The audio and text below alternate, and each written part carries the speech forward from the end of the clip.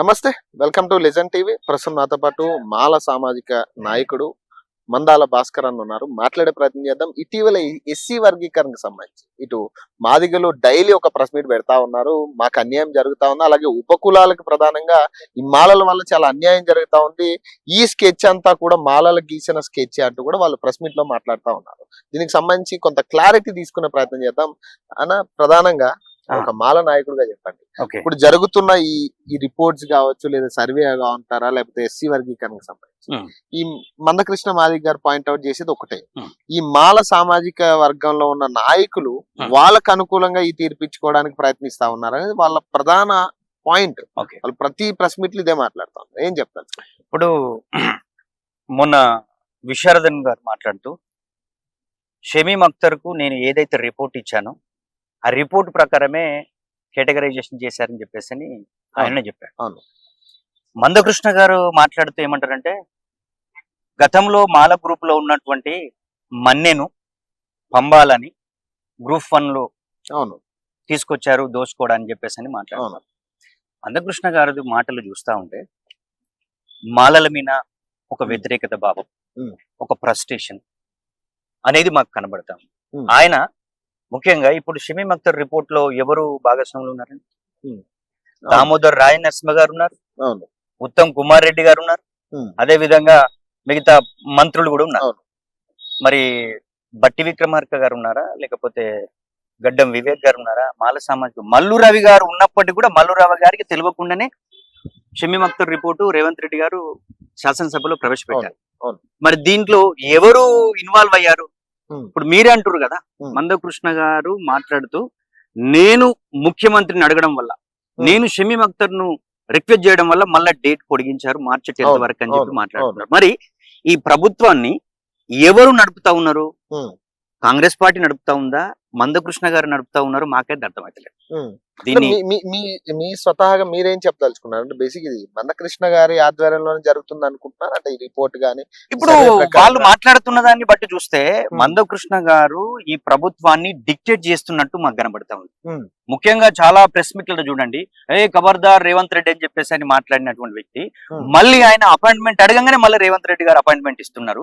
ఆయన ఏమి అసలు గవర్నమెంట్ అనేది ముఖ్యంగా తెలంగాణలో జరుగుతున్నది ఏంటంటే, మందకృష్ణ గారు ఏది చెప్తేనే అది కాంగ్రెస్ ప్రభుత్వం చేస్తుందనే విధంగా బయట సమాజానికి వెళ్తున్నటువంటి పరిస్థితి ఉంది. ఈ రోజు వర్గీకరణ కావాలన్నారు. కాంగ్రెస్ పార్టీ ముఖ్యంగా షమీమ్ అఖ్తర్ రిపోర్ట్ ను రేవంత్ రెడ్డి గారు అసెంబ్లీలో ప్రవేశపెట్టారు. వారు 1, 2, 3 అని 3 గ్రూపులుగా చేశారు. గ్రూపులుగా చేసినప్పటికీ ముఖ్యంగా ఈ కులము ఈ గ్రూప్ లో ఉండాలి, మాలదాసరులు అనే వాళ్ళతోటి మీటింగులు పెట్టించి, మాల అనుబంధం కులంగా మాలదాసులతోటి, మిత్తులయ్య వాళ్ళతోటి, పంబాల వాళ్ళతోటి మీటింగ్లు ఎలా పెట్టిస్తుండే తెలుసా?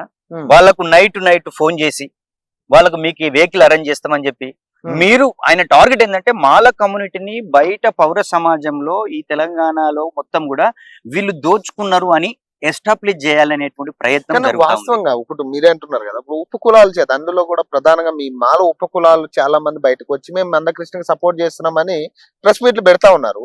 వాళ్ళు కూడా చెప్పేది ఏంటంటే, చూసిర్రా మాలలు దోచుకుంటున్నారు కాబట్టి ఆ మాలల సామాజిక వర్గంలో మేము ఉండమని చాలా మంది బయటకు వస్తా ఉన్నారు. ఇది మాలలు దోచుకునే విధానం అని చాలా మాట్లాడుతూ ఉన్నారు. మందకృష్ణ గ్రూపు ఎట్లయితే ఉందో ఆయనతో తిరుగుతున్న వాళ్ళది దండుపాలెం బ్యాచ్ లాగా ఉంది. వాళ్ళందరూ కూడా ఆయనతో ఉన్నటువంటి వాళ్ళందరూ కూడా రాజకీయ నిరుద్యోగులు. ఒక 30 సంవత్సరాలుగా ఈ తెలంగాణ రాజకీయాల్లో ఉండి అట్టర్లీ ఫెయిల్ అయినటువంటి వాళ్ళు. వీళ్ళకు మధ్యన ఏంటంటే ఒప్పందం, మీకు ఎమ్మెల్యే టికెట్లు ఇస్తా, మీరు నాతోటి, నేను ఈ వర్గీకరణ ఉద్యమం జరిగిన రోజులు మీరు నాతోటే ఉండని చెప్పేసి అని మాట్లాడుకొని ఈ ప్రెస్ మీట్లు జరుగుతున్నాయి చూడండి. దాదాపు ఈ డిసెంబర్ అదే మొన్న ఆగస్టు 1 నుంచి జరిగే ప్రెస్ మీట్లన్నీ ఎవరు పెడుతున్నారు అనుకుంటున్నారు? ఆల్రెడీ ఎప్పుడు ప్రెస్ మీట్ పెట్టాలా ఏంటనేది 10 పైన ఉన్న వాళ్ళ అధిష్టానం ఆదేశించడం వల్ల ప్రెస్ మీట్లు నడుస్తూనే అధిష్టానం అనుకోవచ్చు. ఆయన ఇప్పుడు ఏ శిబిరంలో ఉన్నాడో ఆ అధిష్టానం. వాస్తవంగా మీకు తెలియాల్సింది ఏంటంటే, వర్గీకరణ కాంగ్రెస్ పార్టీ చేయదు అనుకోని మందకృష్ణ గారికి వర్గీకరణ చేయడం అనేది ఇష్టం లేదు. ఇది బీజేపీ ఇచ్చిన ప్రాజెక్టు కాబట్టి సుప్రీంకోర్టు తీర్పు ఇచ్చినప్పటి నుంచి మీరు అబ్జర్వ్ చేయండి, సుప్రీంకోర్టు తీర్పు ప్రకారం వర్గీకరణ జరగద్దు, ఏబిసిడి జరగాలి. ఈ రోజు కాంగ్రెస్ పార్టీ మంచి పని ఏం చేసిందంటే, నువ్వు చెప్పిన ఏబిసిడి మేము చేయలేమయ్యా బాబు అని చెప్పి షమీ అఖ్తర్ రిపోర్ట్ తోటి 1, 2, 3 అని 3 గ్రూపులుగా డిసైడ్ అవును. చేసింది. అవును. మరి ఆయనకి ఏంటంటే ఆయన అనుకున్నట్టు జరగలేదు.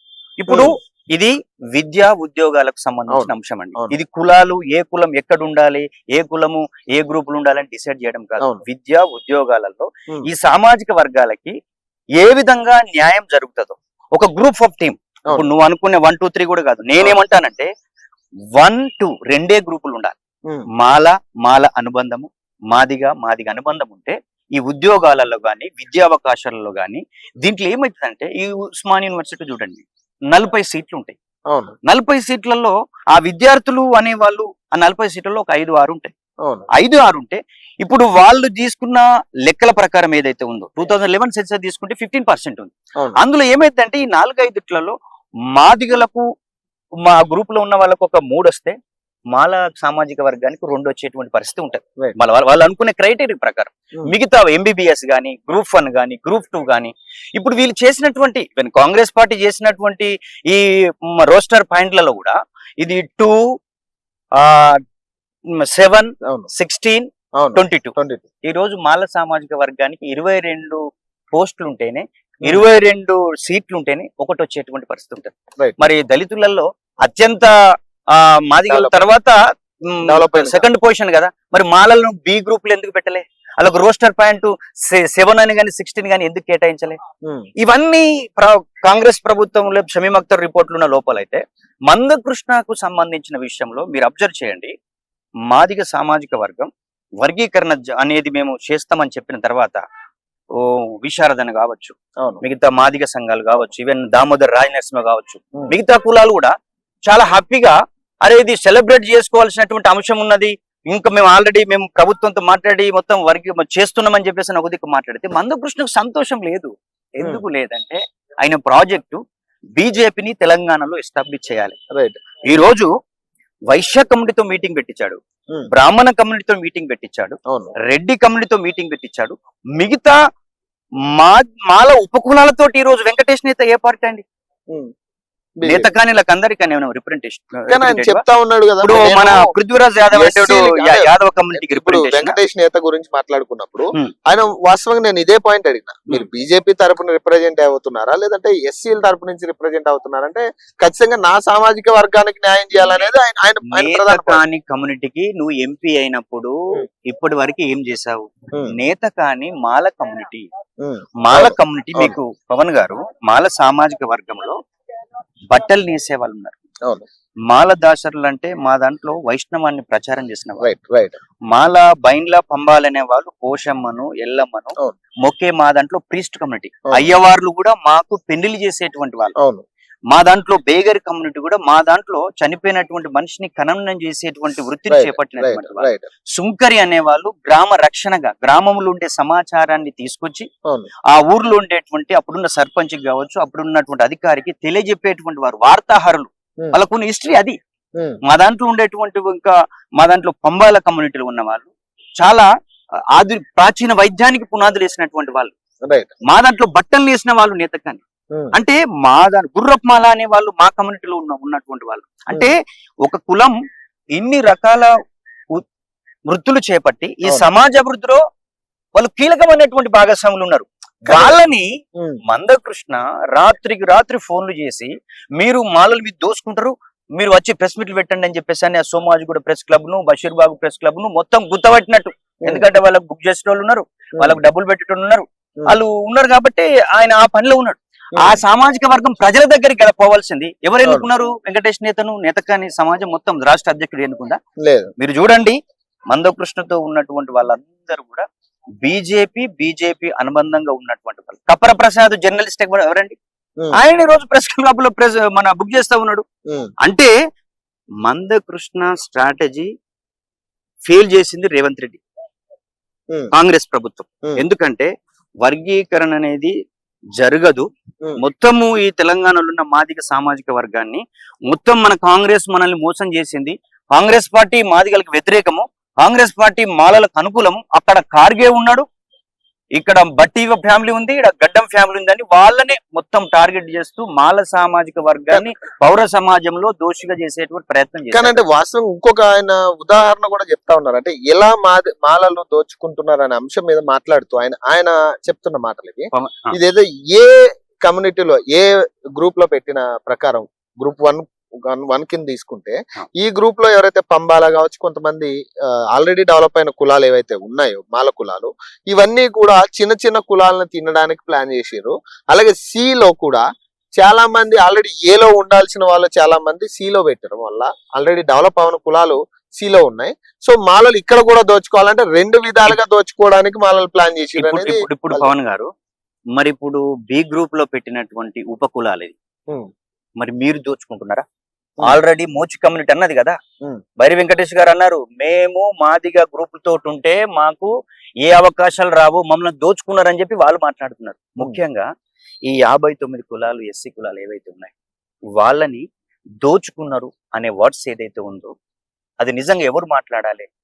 ఎవరు మాట్లాడాలంటే శత్రువులు మాట్లాడాలి. ఎవరైతే ఈ రిజర్వేషన్లను వ్యతిరేకించుటోళ్ళు మాట్లాడాలి, దోచుకోవడం కాదు. ఈ 59 కులాల యొక్క జీవన విధానం ఒక తిరగలేదు. మాదిగలకు కొన్ని రకాల వృత్తులు ఉండడం వల్ల వాళ్ళు వృత్తులకు పరిమితం అయిపోయారు. మాల సామాజిక వర్గం వృత్తులు కనుమరుగైపోవడం వల్ల వేరే రాష్ట్రాలకు గాని వ్యవసాయంలో ఉన్నవాళ్ళు, వ్యవసాయ కూలీలుగా ఉన్నారు.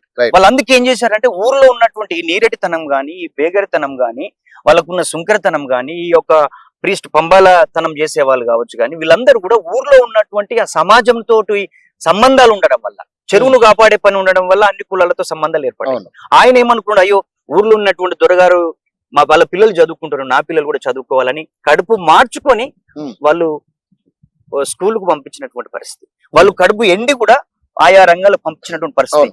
కానీ మొత్తం కూడా మేము చెప్పదలుచుకుంది ఏంటంటే ఎవరు వెనుకబడ్డరు, ఎవరు దోచుకున్నారు అనే విషయాలు ఎవరు చెప్పాలి?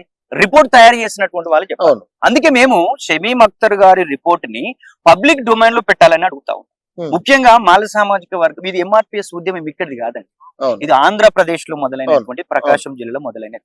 తెలంగాణ మాలలు తెలంగాణలో ఉన్న మాదిగల కన్నా వెనుకబడ్డారని యూపీఏ ప్రభుత్వం ఏర్పాటు చేసినటువంటి ఉషమీరా కమిషన్ చెప్పింది. మీరు ఏ బేసిస్ మీద 1, 2, 3 గ్రూపులు చేశారనేది కాంగ్రెస్ పార్టీ మొత్తం పౌర సమాజానికి, దళిత సమాజానికి తెలియజెప్పాల్సినటువంటి బాధ్యత ఉండే. ఈ రోజు మనం చూస్తా ఉంటే మా యొక్క రేవంత్ రెడ్డి ప్రభుత్వాన్ని మందకృష్ణ గారు డిక్టేట్ చేస్తున్నారు, బెదిరిస్తా ఉన్నారు. నేనేమంటున్నా, కాంగ్రెస్ పార్టీ భయపడుతుందా? ముఖ్యంగా పారదర్శకత లోపించిందని చెప్పేసి మేము భావించాల్సి వస్తుంది. అందుకే మీరు వర్గీకరణ చేయాలనుకుంటే నిజంగా ఇది విద్యా ఉద్యోగ రంగంలో 1% ఆయన మాట్లాడుతుండు కదా, ఈ కులాలను అందులో పెట్టారు, ఆ కులాలను ఇందులో పెట్టారు. నేనేమంటున్నా, 2 గ్రూపులు చేయాలంటున్నాను.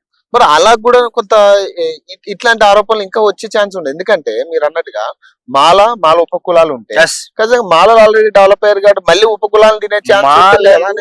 ఒక్కరు డెవలప్ అయ్యారనేది పబ్లిక్ లలో ఈ 30 సంవత్సరాల్లో మందకృష్ణ చేసిన ప్రాపగండం వల్ల తప్పు తప్పు తప్పు అనేది 10 సార్లు అంటే తప్పు అయినట్టు మాల సామాజిక వర్గానికి విద్యా అవకాశాలు ఎంత ఉన్నాయి, ఉద్యోగ అవకాశాలు ఎంత ఉన్నాయి, భూములు ఎన్ని ఉన్నాయి, ఉద్యోగాలకు సంబంధించిన ఉపాధి, గ్రామీణ ప్రాంతంలో ల్యాండ్ లెక్కలు తీయాలి కదా, ప్రభుత్వ పథకాలు తీసుకోవాలి కదా, ల్యాండ్ డిస్ట్రిబ్యూషన్ కావచ్చు, ఎస్సీ కార్పొరేషన్ బెనిఫిట్స్ కావచ్చు, దళిత బంధు స్కీమ్ కావచ్చు. ఈ 10-20 సంవత్సరాలలో ఎవరు బెనిఫిషియరీ, ఎవరు పరిశ్రమలు పెట్టారు, ఎవరు ప్రభుత్వం యొక్క అవకాశాలు పొందారనేది పబ్లిక్ డొమైన్ లో పెట్టి లెక్కలు చెప్తే ప్రజలకు జవాబుదారితనంగా ఉంటది. కానీ ఇప్పుడు మీరు చేసిరు అని చెప్పేసానంటే మీరు అన్యాయం చేసి ఎట్లా చేశారు, ఏంది అనేది దానికి ఒక ప్రూఫ్ ఉండాలి కదా. మీ అంచనా ప్రకారం ఈ ఎస్సీ వర్గీకరణ కావచ్చు, ఇప్పుడు జరుగుతున్న అంశాలు ఏదైతే రిపోర్ట్ ఉందో ఈ పబ్లిక్ డొమైన్ లో పెట్టకపోవడానికి గానీ లేదా ఈ సర్వే జరగడం గానీ ఈ అంశం మీద మీ అంచనా ప్రకారం ఎవరి హస్తం ఎక్కువ ఉండొచ్చు? అంటే మందకృష్ణ ఓకే, మీరు అంటున్నట్టుగా మందకృష్ణ హస్తం ఉంది అనేది ఏదైతే ఉందో అది కాకుండా మరి చాలా మంది మాల నాయకులు కూడా దీంట్లో ఇన్వాల్వ్ అయ్యారనేది కూడా మందకృష్ణ పాయింట్ కూడా ఉంది అక్కడ. మందకృష్ణ గారు బట్టగాల్చి మీదేసేటువంటి విధంగా ఉంటది ఆయన. ఎవరు ఇన్వాల్వ్ అయ్యారో జరిగిన తీరు చూస్తే 9% మాదిగలకి ఇచ్చి, 5% మాలలకి ఇచ్చి, 1% మిగతా ఉపకులాలకు ఇచ్చారంటేనే దానిలో ఎవరి భాగస్వామ్యం? లాస్ట్ టైం మీకు 7 వచ్చింది ఉమ్మడి రాష్ట్రంలో, ఇదే 2011 సెన్సస్ ప్రకారం మీకు 7% వస్తే మరి మాల సామాజిక వర్గం ఒకటి తగ్గింది కదా. మరి మాలలకు అది ఇక్కడ నష్టపోయింది, మీకు ఎంత పెరిగింది? అప్పుడు 7 అధికారికంగా 7 వస్తే అనధికారికంగా ఏలో ఉన్నటువంటి 1% ప్లస్ డిలో ఉన్నటువంటి 1% కలిసి మొత్తం 9 అయింది. అప్పుడు కూడా మందకృష్ణ ప్లాన్ ఏంటంటే ఇప్పుడు ఇట్లా కూడా మాలలను సిలో పెడితే డిలో ఈ ఉపకులాలను చేసి పెడితే ఈ 1 ఆ 1 ప్లస్ 9 ఆయనకు 11 వస్తుంది. ఆల్రెడీ 11 రావాలి. ఆయన టార్గెట్ కూడా ఆయన ఇప్పుడు ఆయన అడిగేది కూడా మేము అన్యాయం అయ్యాము, మాకు 9% ఎట్లా ఇస్తారు, అసలు జనాభా ప్రాతిపదికన మాకు రావాల్సింది 12% అనేది ఆయన పాయింట్. అండ్ ఇంకొక విషయం అంటే 3,54,000 3,24,000 చిల్లర సబ్జెక్టు కరెక్షన్ మాలలు తీసుకుంటే 1% మాది 3,60,000 తీసుకున్నారు 1% ఇవ్వడానికి అనేది ఆయన చెప్తా ఉన్నారు కదా. మందకృష్ణ లెక్కలు ఏవైతే ఉంటాయో అతను ఇప్పుడు చేస్తున్న వాదన ఏదైతే ఉందో ఆ వాదనలో పసలేనటువంటిది. పంచుకునేటువంటి తీరులో బ్రదర్ చిన్న కులం ఉంటది, ఆ కులానికి ఇంత పర్సెంట్ అని ఎట్లా కేటాయించేస్తావు నువ్వు? 59 కులాలు కలిస్తేనే కదా ఒక బలమైనటువంటి శక్తి. ఆ 59 కులాలలో మాల అనుబంధం మాదిగా అనుబంధంగా ఉంటే కదా ఈ రిజర్వేషన్ విద్య ఉద్యోగ రంగాలు పంపిణీ జరుగుతుంది. ఇది రాజకీయ అంశం కాదండి, ఇది విద్యా అవకాశాలను ఉద్యోగ అవకాశాలను పొందే విధానం. మీరే చెప్పండి. ఇప్పుడు బాగా వెనుకబడ్డ కులాలను 1 లో పెట్టారనుకుందాం, వాళ్ళకు 1% తోటి న్యాయం జరుగుతుందా? జరగదు. మరి న్యాయం జరుగుతుందా? జరగనప్పుడు నీకు ఏమి ఆలోచన ఉంది? నీకు అసలు ఉద్యోగాలకు సంబంధించినటువంటి పరిజ్ఞానం ఉందా? అవగాహన లేకుండా ఇది కులాల పంచాయతీగా మార్చాడు. ఇది కులాల పంచాయతీగా మార్చి మాలల మీద అక్కసెల్లగక్కాలే, మాలలను ఈ యొక్క తెలంగాణ సమాజం ముందు దోచుకున్న వాళ్ళుగా ముద్ర వేయాలని చెప్పేసి అని ఆయన యొక్క ప్లాను తప్ప నిజంగా విద్యా ఉద్యోగాలను అసలు ప్రభుత్వ సెక్టార్ లో ఉద్యోగాలకు సంబంధించి ఎన్ని వస్తున్నాయండి? అవును, 10% ఉన్నట్టు. ఇప్పుడు ఉద్యోగ రంగంలో మొత్తం ప్రైవేటైజేషన్ చేసినప్పుడు బీజేపీ ప్రైవేటైజేషన్ చేస్తే మాట్లాడాడు, ప్రభుత్వ సంస్థలను కార్పొరేట్ శక్తులకు అమ్మితే మాట్లాడాడు. ఈ రోజు ప్రైవేట్ రంగంలో రిజర్వేషన్ కావాలని కొట్లాడాలి కదా. ఎందుకు మందకృష్ణ నీకు మాదిగ ప్రజల పైన లేకపోతే మాల ఉపకులాల పైన ప్రేమ ఉంటే నీవు ఇప్పుడు బీజేపీ తోటి ఉన్నావు కదా, బీజేపీ మంత్రులను ఎంపీలను ఎప్పుడైనా ప్రశ్నించిందా?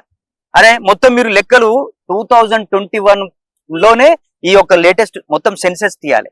ఈ రోజు 70 లక్షలు ఉన్నటువంటి దళితులకి 75 లక్షలు ఉన్న దళితులకి ఈ రోజు మనం రిజర్వేషన్ పెంచాలని ఎందుకు నరేంద్ర మోడీతో మాట్లాడతలేవు? ఈ రోజు 22-23% మన దళితులకు వస్తే మాల ఉపకులాలకు ఒక 10%, మాదిగా ఉపకులాలకు ఈరోజు 12% లేకపోతే 13% వస్తే ఈరోజు ఎంత అభివృద్ధి చెందుతారండి? ఈ రోజు మీకు తెలియదు పవన్ గారు, మినిమం ఒక 10% రిజర్వేషన్ లేకపోతే వాళ్ళకు క్రైటీరియాలో ఉద్యోగాలు పొందే అవకాశం ఉండదు. ఇప్పుడు విద్యా ఉద్యోగాలకు సంబంధించిన విషయం పక్కకు పోయి రాజకీయ పార్టీల చుట్టూ తిరిగింది కాబట్టి 30 సంవత్సరాలు ఆగింది. 30 సంవత్సరాలు ఎందుకు ఆగింది? మాలో లాప్ తాగిందా? మొన్న ఈడబ్ల్యూఎస్ రిజర్వేషన్ పార్లమెంట్ లో మనకు తెలియకుండా పార్లమెంటులో లోక్సభలో రాజ్యసభలో చట్టం చేసి కదా ఇంప్లిమెంట్ చేశారు అన్ని రాష్ట్రాలలో. అవును, అప్పుడు ఎటుపోయారు? ఇప్పుడు దీన్ని అదే పార్లమెంట్ లో పెట్టియాలని ఎందుకు అనగలేదు? పెరేడ్ గ్రౌండ్ లో మందకృష్ణ మీటింగ్ పెట్టించింది నరేంద్ర మోడీ, సుప్రీంకోర్టు తీర్పు చెప్పించింది మన నరేంద్ర మోడీ అని చెప్పింది నేనే ప్రెస్ మీట్లలో సహకరించడం వల్ల వచ్చిందని. ఈ రోజు నువ్వు ఎందుకు బీజేపీని అడుగుతలేవు? ఎందుకు మాకు 23% పెంచాలని అడుగుతలేవు? మా జనాభా కులగణన 30 సంవత్సరాలు ఆగిందే, ఆగని నువ్వు మొత్తం కులగణన చేసిన తర్వాత మొత్తం చేయండి, మొత్తం చెప్పమని చెప్పి డిమాండ్ చేయండి, నీ ప్రోగ్రామ్ ఉండని. అది పక్కకెట్టి మాల దాసర్లతోటి మాల పంబాలతోటి మిత్తులయ్య వారులతోటి మీటింగ్లు పెట్టించి మాలలతోటి మేము ఉండమంటే మా వాళ్ళు ఎంత ఉన్నారు? ఎంత పాపులేషన్ పాపం? 500 మంది ఉన్నారు, 900 మంది ఉన్నారు. వాళ్ళు ఇండిపెండెంట్ ఉంటే బతకగలుగుతారా? అంట రాజ్యాధికారంలోని రాని జాతులు అంతరించిపోతాయి. ఈరోజు చెంచుల యొక్క జీవన ప్రమాణం ఎంత? 40 సంవత్సరాలు. వాళ్ళు ఈరోజు కొన్ని కులాలు కనుమరుగైపోతున్నాయి. మేము వాళ్ళని డెవలప్ చేయాలంటే వాళ్ళకు ఒక ప్రత్యేకమైన డెవలప్మెంట్ కార్యక్రమాలు తీసుకోవాలి, డెవలప్మెంట్ ఫండ్ను క్రియేట్ చేయాలి. మనం వాళ్ళతోటి ఈ ఎదిగినటువంటి మాదిగా ఉద్యోగ రంగంలో రాజకీయ రంగంలో ఎదిగినటువంటి వాళ్ళు రిజర్వేషన్లని ఓపెన్ లో పోటీ పడుతూ మిగతా వెనుకబడ్డ వాళ్ళకి ఆ యొక్క రిజర్వేషన్ అందించాల్సినటువంటి పరిస్థితి కదా. బిల్లు ప్రవేశపెడుతున్న టైంలో ఎందుకు మాల కులస్తులు చాలా మంది ఎమ్మెల్యేలు ఉన్నారు, మినిస్టర్లు ఉన్నారు, మరి ఎందుకు వాళ్ళు ప్రశ్నించడం కానీ అక్కడ ఎందుకు మాట్లాడలేదు? మాల సామాజిక వర్గం నుంచి ఎమ్మెల్యేగా ఎన్నికైన వాళ్ళు, కొత్తగా ఎమ్మెల్యేగా ఎన్నికైన వాళ్ళు, వాళ్ళకి ఆ నియోజకవర్గంలో అన్ని సామాజిక వర్గాల ఓట్లతో మేము గెలిచామని ఆ ప్రజలను ఆ నియోజకవర్గాన్ని గౌరవించే విధానంగా ఉండడం వల్ల కావచ్చు. ఉమ్. కమ్యూనిటీ ఇది 30 సంవత్సరాల జరుగుతున్నటువంటి సమస్య కాబట్టి ఉమ్. ఈ సమస్యకు ఒక పరిష్కార మార్గం దొరకాలని చెప్పేసి అని వాళ్ళ ముఖ్యమంత్రి చెప్పినటువంటి విధానం కావచ్చు. ఉమ్. దానికి కారణాలు ఉన్నాయి. ముఖ్యంగా మాల సామాజిక వర్గం కూడా మేము ఎప్పుడు కూడా వాళ్లకు మాదిగలకు వ్యతిరేకంగా ఉద్యమం చేసిన చరిత్ర లేదు. మాదిగలు గాని దళితులలో ఉన్న 59 కులాలకి తెలుగు నేల మీద జరిగిన ప్రతి సామాజిక సంస్కరణ రాజకీయ ఉద్యమంలో మాల సామాజిక వర్గమే ఎక్కువ త్యాగం చేసిందండి. మేము ఈ రిజర్వేషన్లను మేము వాళ్ళకి దోచుకోవాలి, వాళ్ళదే తినాలి, మేమట రోజుకు 3 సార్లు బిర్యానీ తింటున్నామట, పాపమైన ఉప్పుడు ఉపసం ఉంటున్నాడు.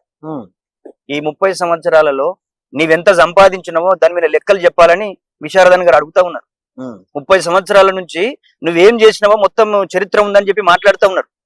మాదిగల యొక్క సెంటిమెంట్ ను ఉపయోగించుకొని ఆయన చేస్తున్న ఈ రాజకీయము మొత్తం యావత్ తెలంగాణ అంతా చూస్తా ఉంది. అసలు ఈయనకి ఏమైందా ఇట్లా తయారైంది? ఆయన ఒకప్పుడు చాలా మంచిగా ఉండే, చాలా ఉద్యమాలు చేసిండు, కానీ ఇప్పుడేందో ఈ వర్గీకరణ విషయము ఆ కాంగ్రెస్ పార్టీ చేస్తామని చెప్పిన తర్వాత కూడా ఆ మాల అనుబంధం ఉన్న కులాలతోటి బయటకు వచ్చి ప్రెస్ మీట్ పెట్టి వాళ్ళని తిట్టిపిస్తే నీకేమొస్తుందా? అంటే నీలాగానే అంటరానితనాన్ని అనుభవించిన కులం కదా, నీలాగానే సపరేషన్ అయినటువంటి కులం కదా. కారం చేడులో నిన్ను చంపితే చుండ్రులో వీళ్ళని చంపారు. నువ్వు చంపినటువంటి వాళ్ళతో నువ్వు దగ్గరకు పోయినావు. కానీ మాల సామాజిక వర్గము నిక్కచ్చిగా నిలబడ్డది కదా. ఈ రోజు బీజేపీకి వ్యతిరేకంగా పనిచేసిన చరిత్ర ఉంది, మతోన్మాదానికి వ్యతిరేకంగా పనిచేసిన చరిత్ర ఉంది. వాళ్ళు మందకృష్ణ ఎటువైపు అట్టే ఉంటాడు కాబట్టి వైఎస్ఆర్ తోటి ఉంటాడు, చంద్రబాబు నాయుడు తోటి ఉంటాడు. కేసీఆర్ తీసుకుపోయి అరెస్ట్ చేసి లోపల వారేసిండు. ఏమైంది? ఈ రోజు మాల సామాజిక వర్గం కాదా, ఈ రోజు పరిశ్రమలు ఎవరి చేతిలో ఉన్నాయి చెప్పండి? మీడియా ఎవరి చేతిలో ఉందండి? ఈ మొత్తం వ్యవస్థను నడిపేటువంటి భూమి ఎవరి చేతిలో ఉంది? ఈ రోజు 10% మంది చేతిలో 90% భూమి ఉంది, పరిశ్రమలు ఉన్నాయి, వ్యవస్థ నడుపుతుంది. వాళ్ళని ఏమంటలేడు, వాళ్ళతో దోస్తాను ఉంటుండు. ఎందుకు మాల సామాజిక వర్గం నీకు అంత ద్రోహం చేసిందా? ఈ రోజు బ్రాహ్మణులతోటి, వైశ్యులతోటి, రెడ్లతోటి మాలల వ్యతిరేకంగా ఎందుకు ప్రెస్ మీట్ పెట్టి తిట్టించావు? ద్రోహం సోదర ఏం ద్రోహం అంటున్నా? ఇది విద్యా ఉద్యోగ రంగంలో కూర్చొని పంచుకోవాల్సిన అంశము.